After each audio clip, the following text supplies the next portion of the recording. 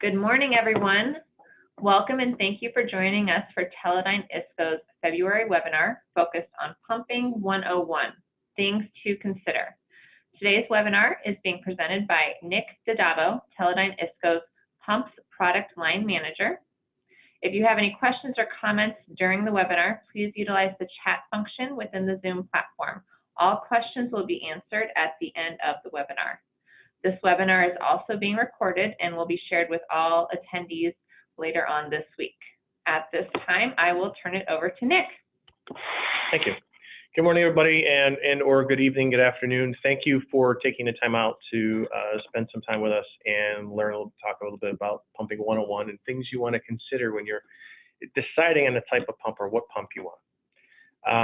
We will cover a bunch of topics today, but the main focus of the presentation is going to be centered around things and conditions you should consider, whether it be physical conditions, fluid conditions, etc., that you should consider when you're selecting the pump that you're going to use for your experiment or process or application. First off, just a little blurb. I am a product line manager for pumps. I've been in the product line management for now over 18 years, very strongly, heavily in the pumps business with Xylem, Goulds Pumps, IDEX, SPX, and currently Teledyne ISCO. Have worked very heavily in the oil and gas, pharmaceutical, chemical, and food and beverage markets. So there is I've worked with many different types of production pumps, process pumps, and now lab scale pumps. So that being said, let's move ahead. So let's talk about what the world of pumps really is. Let's really start at the high level here. And this is a graphic that I borrowed from an online source from McIlvaine One Stone. And what this is really outlines pumps in general, what the world of pumps looks like, the different types that you have, the different classifications, and kind of what their section of the world is. Now, this is from 2012, 2016, so it might be a little dated from actual market numbers, but it gives you an idea of where things are and what the CAGR is for each one of them. When you look at all pumps, things are classified as types of pumps, whether it be process, production, lab scale, etc. That's roughly about a $40 billion market, and there's two major categories. There's centrifugal pumps with a rotating element in them, with usually like impellers and multiple impellers, and then you have positive displacement pumps. And in each one, and there's a section that's other that kind of doesn't fit into either one of those categories. But so from the standpoint of centrifugal, there's even different types of those pumps classified, but we're going to look here at the positive displacement style pumps. And those are the types of pumps we'll be dealing with and talking about the majority of today. When you look at the market, you can see the different types of pumps that are out there: diaphragm, peristaltic, piston pumps, screw pumps, vane pumps, all of them. And all of them have different vendors and styles underneath each one of those. So you've got such a variation in the positive displacement pump market. And there's a lot of things you want to think about or consider when you're looking at the pump you want to use in your process. So defining what a pump is, the pump's usually used to move many different types of products, whether it be water, chemicals, petroleum, wastewater, oil, sludge, slurry, food, any type of a liquid, and even high viscosity liquids, I would say that border on solids would fall in here, especially when you're looking at slurries. And then there's two types of main pumps that are used for industrial purposes. And then we're working in an industrial world, whether it be oil and gas considered industrial, or you have pharmaceutical is still an industrial type world when you're producing products. As I said earlier, just centrifugal pumps and positive displacement pumps. And really breaking that into a little bit lower, looking at the two types of classifications.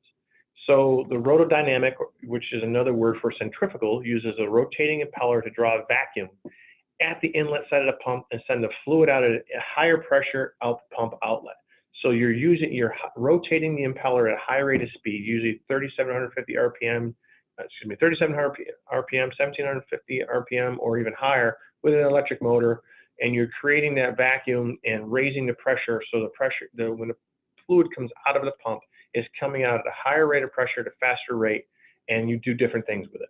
Whether you're trying to pump it down a long stretch, whether you're trying to pump it into a large cavity, that's what you would use for that.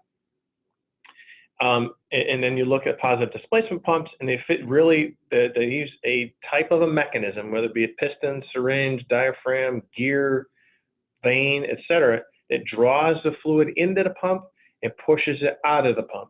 Typically, you're not changing the pressure rate of the fluid within there. Maybe there may be some fluctuation, but not a significant amount. Definitely not to the rate you would see it as rotodynamic or centrifugal pump. So you're drawing it in, pushing it out, drawing it in, pushing it out. That's really the core basis of a positive displacement pump. Okay, so when we look at the world of pumps, we've decided, we've outlined that there is a large variation across all of the different styles of pumps, and that there are many different types within those variations with vendors and sizes and shapes, etc. So it is a interesting world, a very crazy world. So the next thing we're going to walk through is we're going to walk through, I formed them in forms of questions, but we'll talk about each one.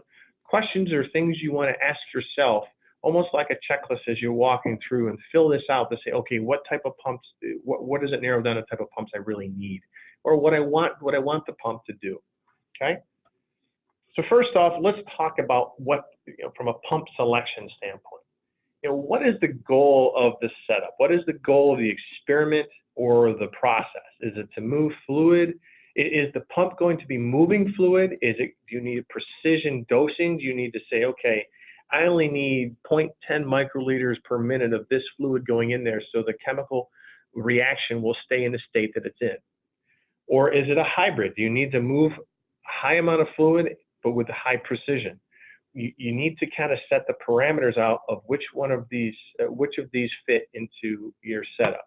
And there's other questions to ask. If you're just simply moving fluid, the core basis of what a positive displacement pump does, pull it in, push it out, pull it in, push it out, then okay. So then you can look at pumps that are more, that's one characterization of the pump you're selecting that you can put aside, okay? So if you're just trying to move fluid, any pump that focuses in on high precision moving or dosing, you probably would say, I don't need that, unless it's something you'll need in the future, etc. We'll talk about that. So first off, what is the goal? What are you trying to do? Where does it fit in the process? Secondarily, some people say this should be first, but I'm going to say this as a second comment, is what is really the most important part of the process or setup that you're doing? Whether it be the success of the project, meaning taking A chemical, B chemical, mixing together through a microreactor or reactor, so when it comes out to C chemical, it is a product I'm going to sell. So really what the success of the project means is, can the pump help me achieve what I'm trying to do completely? The second comment here is staying within budget. So it's either budget or production, or budget or success. So if you have a very tight budget, when you're looking at different types of pumps or different classes of pumps, you may have to sacrifice your golden example to stay within your budget. Whereas the other option, the success of the project, you don't care what it costs, you need the pump to do all of this all the time. And I will not sacrifice any of these key categories. So it's a trade-off. Is the pump fit, or does it stay within budget? Okay. And then as we roll down, the next question, this is probably question 2A, is, what is the budget I have? How much am I willing to spend on pumps? And you have to be realistic, because there's a total price or cost for the process in the production line or the lab setting. I understand that, because the pump is the heart of the reaction or heart of the effort, but it's not everything you have. You have to buy other pieces of equipment. So you need to understand, what percentage of your budget that you're going to set aside. But then you have to put some reality to it, because if you're sitting there focusing on true cost of the product, then you need to understand that you may have to sacrifice something that you wanted in the pump. But can you achieve that success using either, if you're sacrificing the fact that I can't afford a syringe pump technology, does a reciprocating pump or a diaphragm pump or a peristaltic pump, can it get me close enough to the result I'm looking for out of the project? And if so, that goes into my budget. because different types of pumping technologies are more costly than others, whether it be the actual initial investment or the upkeep and maintenance, or the items you need to use, like hoses for peristaltic pumps, okay? So the total cost of that pump, whether it be acquisition and maintenance and acquisition, et cetera, that's what you have to consider when you're looking at the price and you're looking at the technologies you're looking for. So that's why you want to start with what the goal of the setup is, what you're trying to do, what you need the pump to achieve. Then you figure out if, is there trade-offs? Okay, so I need the pump to do this, and needs to do these 5 things. And if my budget is tight, which one of those 5 can I sacrifice and still stay within my budget, but still get this project to be successful? That's a balancing act for everybody. And that happens at all levels, not just purchasing, but it also happens at lab managers, process managers, facility managers have to consider all that. Yeah, purchasing is the one that typically will go and negotiate pricing. But they look, in most cases, and I know facilities I've been into and in organizations I've worked for, purchasing teams look for me to provide them with some of the answers, and they just try to chip a little more off of the cost. So those are some key things. Rolling it down to the next piece of that is, what is the vendor? Who are the vendors you're going to interview, investigate, analyze, have talk to you? Building yourself a spreadsheet that has column A, column B, column C. And getting out, what are the pieces of information you need? Number one, does the pump that they offer, does it fit? Does it hit everything I need to do? What's my sacrifice if it doesn't? Secondarily is what the cost is. You want to understand it ahead of time. I would say that has to be accomplished right at the same time as budgetary dollars are set up. Because it would be unrealistic to come out and look for vendors for a peristaltic pump knowing you have a $1,500 budget and you needed to do all these things, because that'd be like asking for, I have a $10,000 budget and I need a Porsche. You have to weigh out the reality of what the true cost may be, and not try to wedge a round peg into a square hole.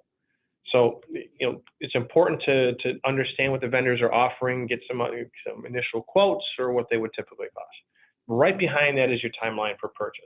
It's very important to let the vendors know, what is the time you're looking to purchase. If you're doing budgetary quotes, that's important to let them know. If you are in the bidding process now, that's important to let them know. If you're actually just out purchasing, that's perfect. Okay, that's important things to let all of your vendors know, because that'll help them work with you closer and help them find they'll always want to find a solution for you that best fits meeting the goals of your setup and staying within a price conscious budget. Okay, but timeline for purchase is very important to consider too. And then lastly, and this is kind of narrowing it down pretty tightly from a pump selection standpoint, is the type of pumping technology you're looking for. Now you have to understand all the different types that are out there. You have this, we just said it before, that pie that we showed of all the different types of pump that are out there. What are the pluses and minuses of those technologies?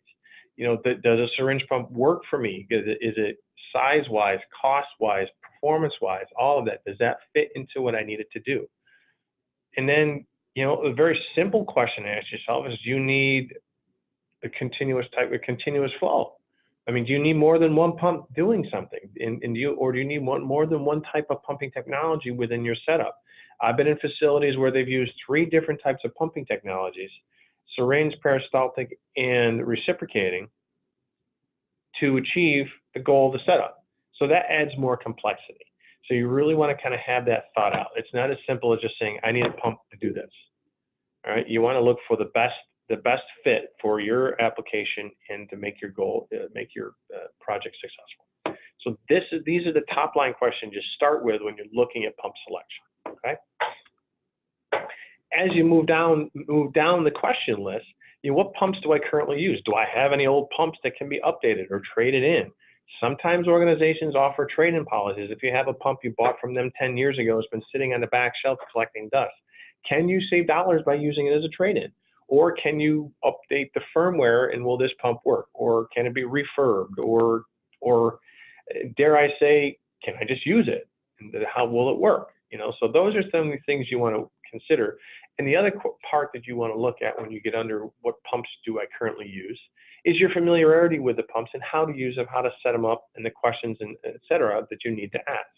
Moving to a different type of a pumping technology, like from syringe to peristaltic, those type of questions you'd have to understand the differences between the two. So keep that in mind also. And then, how do I want this to fit? How do I want this to fit? And, one that's really important for vendors is this a new setup that you're doing, or is it just a pump died in the setup and you just got to replace it with something? That's important to consider. And that also would impact timeline. So, when you're talking about timeline, if your pump, or one of the pumps died, or is not performing where you need it to be, or isn't staying calibrated, you need to, that's a different timeline to purchase than a new setup, right? So then, one very finite question, but I tossed it in here to consider is, do I have the correct fitments to just take a pump out, put one in there? Or if I'm changing technologies, do the same thing, okay? We'll talk about material viscosity a little bit. How the pump will be controlled. Is it controlled with a system on board? Is there a remote controller? Is there a software platform that I'm controlling it with? That's something too, when you're looking at the pumps that you have, does it integrate into your systems? Can it be integrated into your overall control system?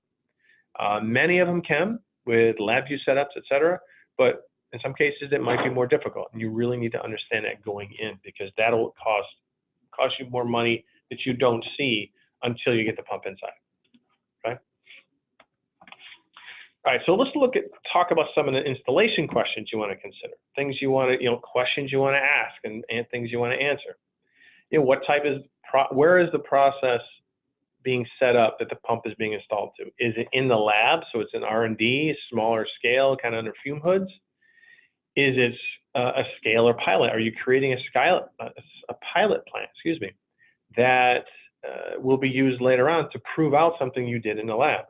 Or is it you're setting up a full production line? There's different types of pump technologies that will work there in each one of those three. Some of them will work all the way across. I know we offer some products that do that. But also, to put it in perspective, in a lab, you may be wanting to move microliters per minute. In a pilot, you may be wanting to move liters per minute. And in production, you may be wanting to move gallons per minute. So, those are different pumps. Not one pump will do all three of those things. And not one manufacturer has everything for all three of those either. So it's a process where you want to understand where you're going to be putting that stuff. And the next thing you'll need to look at is, where is the pump going to go?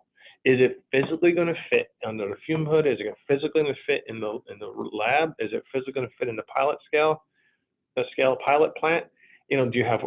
Do you need to turn on the side, in the horizontal room? What are the dimensions to fit in there? And that's collaboration you have with the facilities designer and engineering manager. Another thing that comes into today's considerations is hazardous areas. What is the classification of the area you're in, or the adjoining area? Does there have to be a dividing wall that changes from Class 1 Div 1 to Class 1 Div 2 that you need to be able to fit into? And then how long, and this is specifically for, as we talked about earlier, where the pump's being controlled remotely with a controller from a long distance away. Does it have to be in another room? Does the controller sit on the box of the pump or next to the pump? Or does the pump sit on the controller? Or does the controller sit 20 feet down the counter, where you just kind of stand there and do it? So those are things you want to consider when you're installing it: the classification of the area, the physical room where the pump, or physical space where the pump is going to fit. And you look at it, the box has 6 sides, right? Horizontal, vertical, and all the way around. You want to look at it from that standpoint.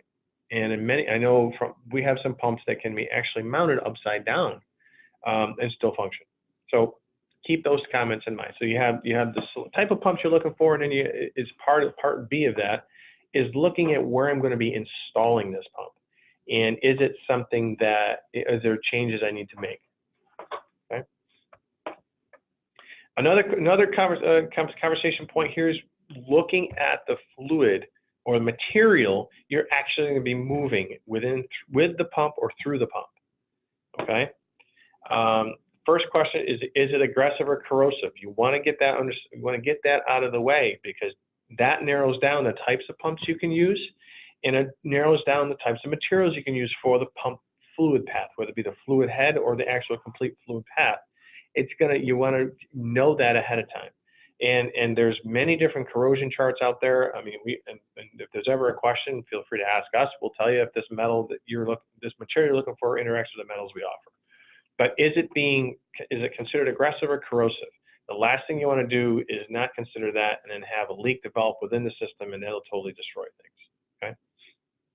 Secondarily, does the fluid or material need to be heated, cooled, or maintained at a constant temperature? Heat and cold changes the characteristics of any fluid or material many ways, especially when you're looking at viscosity.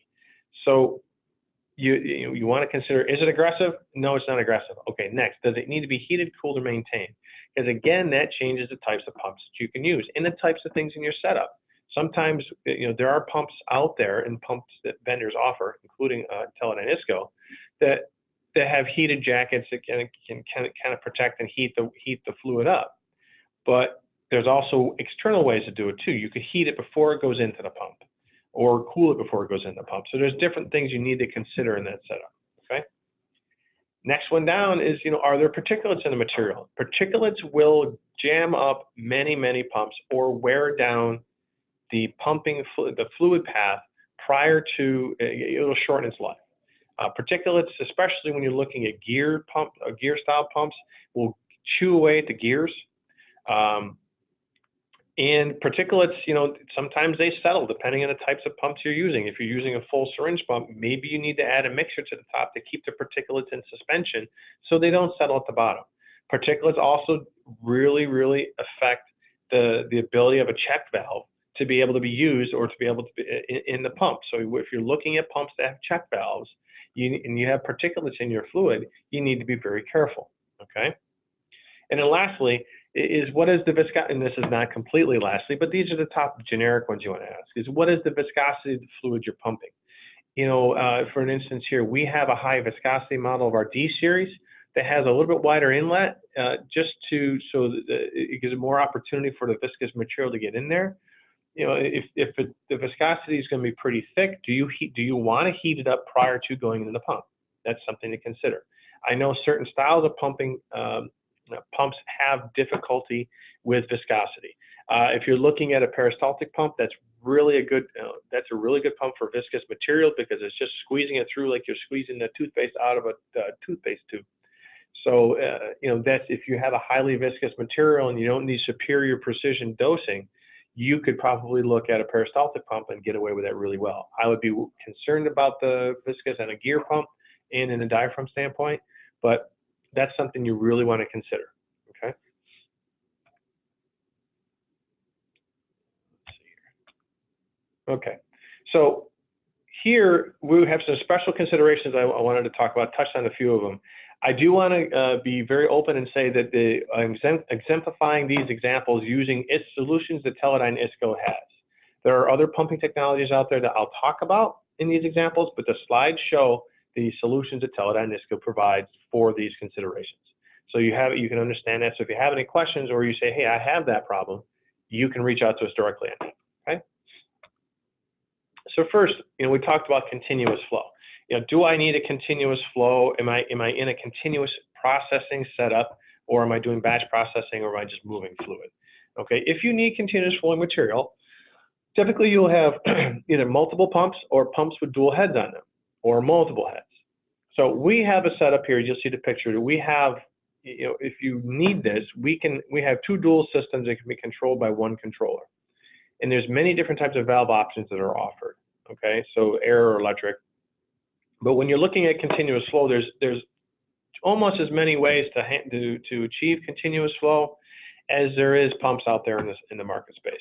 You could do like this setup here with two pumps connected by a valve setup. You could use a dual-headed pump like our Reaxis LS or LD, our LD, that has two heads on it, and they work and you can either control them to be synchronized or alternating, etc. Or you can do multiple pumps and just kind of have it go in one pump, out the other, and one and out, however you want to set that up. So if you need a continuously flowing material, you need to consider how you're going to achieve that, whether it be within the singular pump or with multiple pumps connected through either valve options or another way. When it comes down to looking at budgetary constraints, et cetera, you want to consider, the cost of each setup. But this is something that when you're laying out your experiment or setup, you look at this.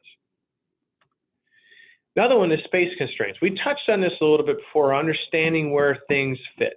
Okay, so here's a case here. If you need precision dosing, we do offer a shorter height pump, okay, that provides the functionality and the precision you would potentially need. You do sacrifice a little of that from our bigger pumps, but it's still within where that's very, very useful for your application. Now, and that's if you need precision dosing from a syringe style pump. Obviously, there's other pumps out there that are smaller footprints, like a peristaltic pump or a diaphragm pump or even a gear pump. So if you do not need precision dosing, or something that you might need, that you can that's one of those trade-offs. Say, okay, I want it to be this precise, but maybe I can trade it out. I'll trade it out. I'll save some money and get the one that fits and use this one. Okay, there are other pumps out there. We talked about pumps that can work upside down. The D series from Teledyne ISCO can be mounted upside down and mounted horizontally. It still functions and works perfectly. So as the example I show here, if you have that wall where you're changing hazardous classifications, you could literally put one part of the pump on the one side and another part of the pump on the other side and still meet the classification setup.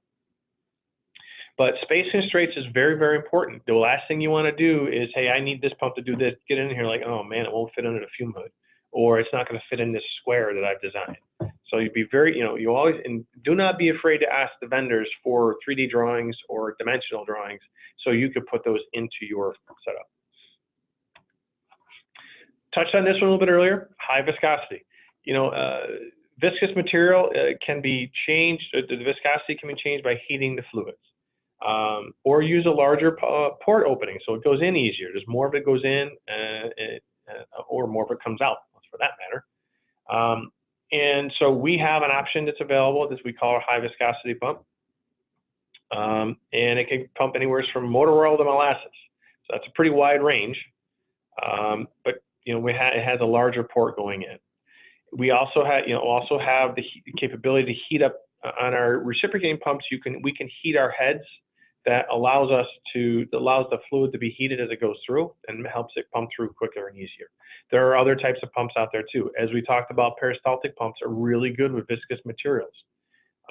So if you have a product that's got some thick viscosity to it and you're just moving it from one area to another, or need it to move from one container to another, you look at a peristaltic type pump, that might be your smoothest and easiest way. If you need precision dosing, you've got our high viscosity pumps here. If you're kind of in the middle of that, you could look at our reciprocating pumps in our Reaxis series. Corrosive materials. I touched on this a little bit earlier also. There are many different types of materials out there that are used for pumps. We offer a Hestaloy, we offer the Nitronic 50. There's titanium, there's PEEK heads available in our SSI product line, and there's other folks out there that have different types of materials available too. You really want to make sure when you're looking at that though, that all wetted parts are considered.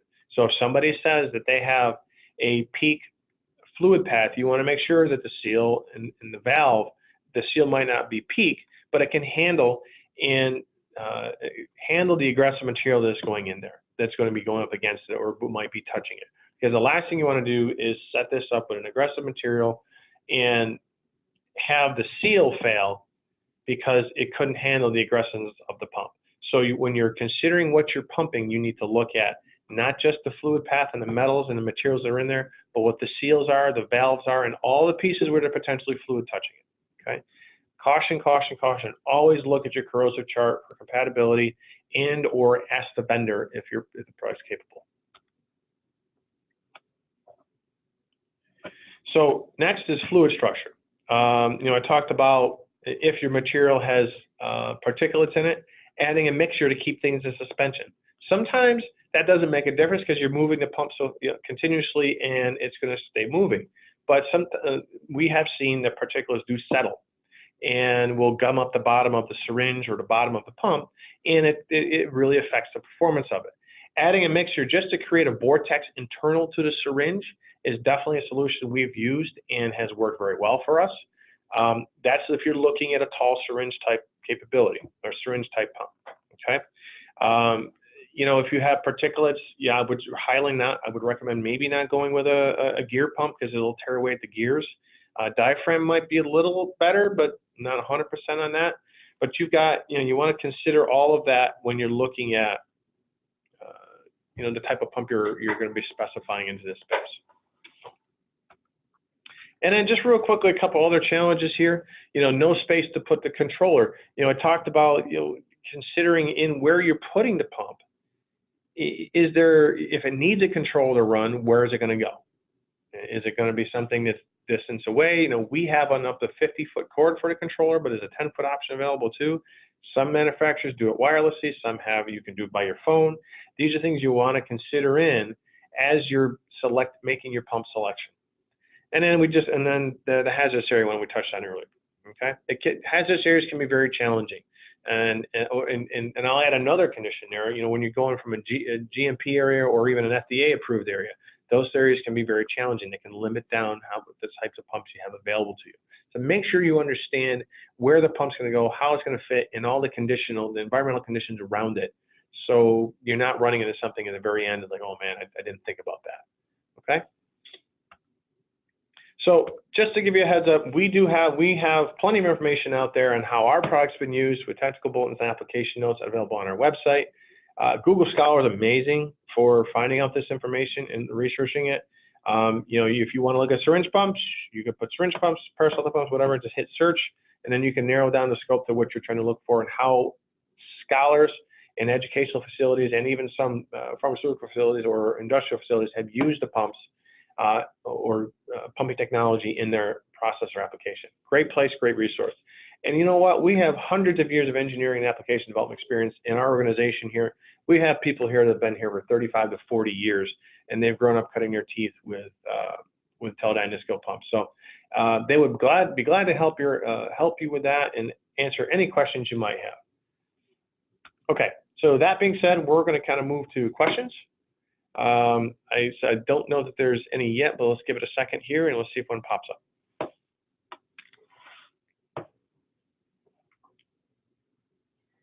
And while we wait to see if questions come in, I do want to let you guys know that we will have a pumps webinar in the month of March as well.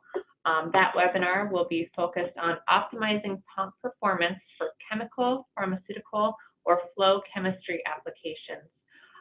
That webinar will be taking place around March 15th, so be on the lookout for more information on that webinar coming to your email soon. Okay, so one question that has come up is, you know, is there any type of things you need to consider when you're mixing pumping technologies in a process? And you have to treat each one of the pumps that you're using or trying to specify as individuals. And keep in mind the goal of the process. The goal of the process is, you know, it's got to achieve, at the end of this process, it needs to achieve this. Okay, so, you know, you want to consider, you would have to literally go through some of all these questions and considerations for each one of the pumps to make sure it's going to fit where it's got to go, it's going to provide me the fluid movement I need to, and is there any things, you know, do I need a smaller inlet or outlet to streamline what I'm pumping in and pumping out? So you really want to look at all of these questions for each one of the types of setups that you're using. There is not a pump out there that fits everything and does everything that somebody would need. If that was the case, then it would make all of our pump companies obsolete. But so you really have to consider each one or each type of thing you're trying to do with the pump as a separate almost selection process. But as you do this, and a lot of these questions you may know or live and breathe them as you go along, and they may seem pretty obvious, but if you don't pay attention to the obvious, it'll end up in an error happening that could cause the setup to fail. Is there anything else out there? Any other questions or anything else?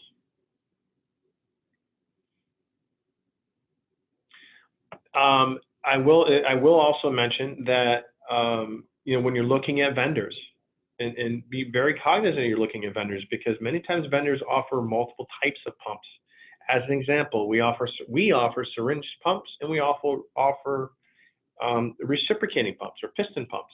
So we have two different types that can kind of help you achieve what you're trying to get to.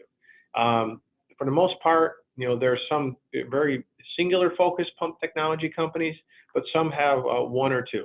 You typically don't see a manufacturer that has three different types of pumping manufacturers or more. Three different types of pumping technologies or more. You typically don't see that, but definitely ask the questions and what they have, and maybe you can slim down your vendors you're dealing with. All right, anything else coming in at all? No? Okay. Well, I tell you what, I want to say thank you very much for your time. I hope this has been at least a little bit informative and helped you, and I hope it helps you as you walk through you're trying to figure out the types of pumps that you need to use or in your process and to be successful. If you have any further questions, feel free to reach out to us. We will gladly be glad to help you. You can call us, email us, however you want to reach us. I don't know if carrier pigeons work anymore, but you can get a hold of us any other way, and definitely let us help you be successful. So with that, I think we'll just sign off. But thank you again for your time, and we look forward to seeing you next month at our next webinar. Great. Thank you to Nick for his presentation today. And if you have any questions after the webinar, feel free to reach out through the Zoom platform, and we can direct it in the right way as well. So thanks to everyone for joining us today, and have a great day. Thank you.